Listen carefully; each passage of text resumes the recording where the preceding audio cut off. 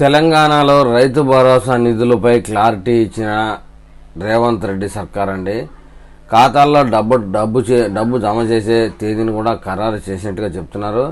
ఇప్పుడు మనం ఆ విషయం తెలుసుకుందాం. తెలంగాణ రైతాంగానికి కాంగ్రెస్ ప్రభుత్వం మరో తీపి కబురు చెప్పిందంటూ ఇప్పటికే రాష్ట్రంలోని రైతులందరికీ రుణమాఫీ చేసిన రేవంత్ సర్కార్ మరో గుడ్ న్యూస్ చెప్పి రైతుల ముఖాల్లో ఆనందం చూడాలని భావిస్తున్నట్టుగా చెప్తున్నారు. అధికారంలోకి వచ్చిన 11 నెలల కాలంలోనే ఎన్నికలు వాగ్దానాలను ఒక్కొక్కటిగా అమలు చేసుకుంటూ వస్తున్న ప్రభుత్వం ఇప్పుడు రైతు భరోసా కూడా అందజేయాలని చూస్తుందని చెప్తున్నారు.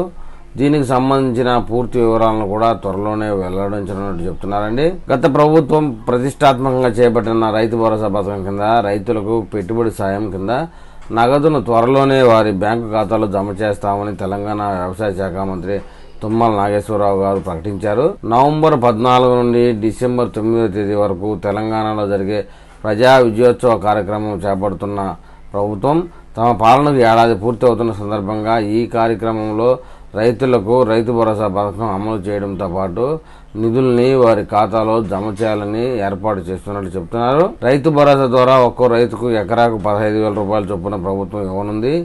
మొదట 1 ఎకరం నుంచి మొదలుపెట్టి డిసెంబర్ చివరి నాటికి అందరికీ రైతు భరోసా ఇవ్వాలని సర్కారు యోచిస్తుందని చెప్తున్నారు. మంత్రివర్గ ఉపసంఘం నివేదిక రావడమే ఆలస్యం. రాష్ట్రంలోని రైతులందరికీ రైతు భరోసా నిధుల్ని వారి బ్యాంక్ అకౌంట్లో జమ చేస్తామని ఇప్పటికే మంత్రి తుమ్మల గారు చెప్పారు. దానికి అనుగుణంగా కార్యాచరణను సిద్ధం చేస్తున్నట్లుగా తెలుస్తా ఉందండి. మొత్తానికి ఏది ఏమైనా డిసెంబర్ చివరి నాటికి రైతు భరోసాని పూర్తి చేయాలని రేవంత్ రెడ్డి సర్కారు యోచిస్తున్నట్లుగా చెప్తున్నారు. మరి ఏది ఏమైనా రైతు భరోసా వీలైనంత త్వరగా పూర్తి చేయాలని కూడా తెలంగాణ రైతులు కోరుకుంటున్నారు.